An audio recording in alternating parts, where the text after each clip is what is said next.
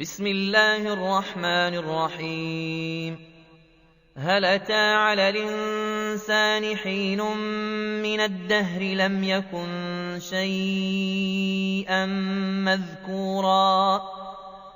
إنا خلقنا الإنسان من نطفة أمشاج نبتليه فجعلناه سميعا بصيرا إنا هديناه السبيل إما شاكرا وإما كفورا إنا أعتدنا للكافرين سلاسلا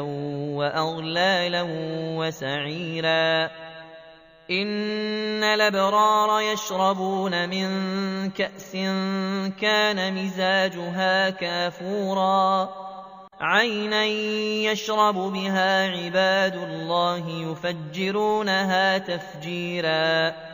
يوفون بالنذر ويخافون يوما كان شره مستطيرا ويطعمون الطعام على حبه مسكينا ويتيما وأسيرا إنما نطعمكم لوجه الله لا نريد منكم جزاء ولا شكورا إنا نخاف من ربنا يوما عبوسا قمطريرا فوقاهم الله شر ذلك اليوم ولقاهم نضرة وسرورا وجزاهم بما صبروا جنة وحريرا متكئين فيها على الأرائك لا يرون فيها شمسا ولا زمهريرا ودانية عليهم ظلالها وذللت قطوفها تذليلا ويطاف عليهم بآنية من فضة وأكواب كانت قواريرا من فضة قدروها تقديرا ويسقون فيها كأسا كان مزاجها زنجبيلا عينا فيها تسمى سلسبيلا ويطوف عليهم ولدان مخلدون إذا رأيتهم حسبتهم لؤلؤا منثورا وإذا رأيت ثم رأيت نعيما وملكا كبيرا عاليهم ثياب سندس خضر واستبرق وحلوا أساور من فضة وسقاهم ربهم شرابا طهورا إن هذا كان لكم جزاء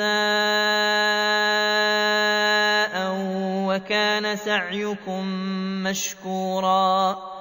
إنا نحن نزلنا عليك القرآن تنزيلا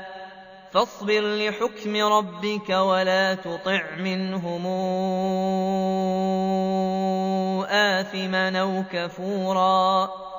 واذكر اسم ربك بكرة وأصيلا ومن الليل فاسجد له وسبحه ليلا طويلا إن هؤلاء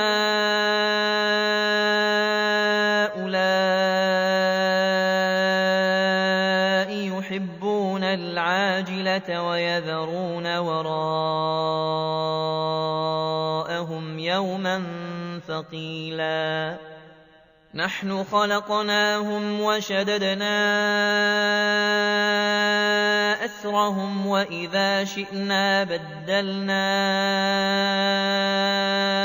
أمثالهم تبديلا إن هذه تذكرة فمن شاء اتخذ إلى ربه سبيلا وما تشاءون إلا أن يشاء الله إن الله كان عليما حكيما يدخل من يشاء في رحمته والظالمين أعد لهم عذابا أليما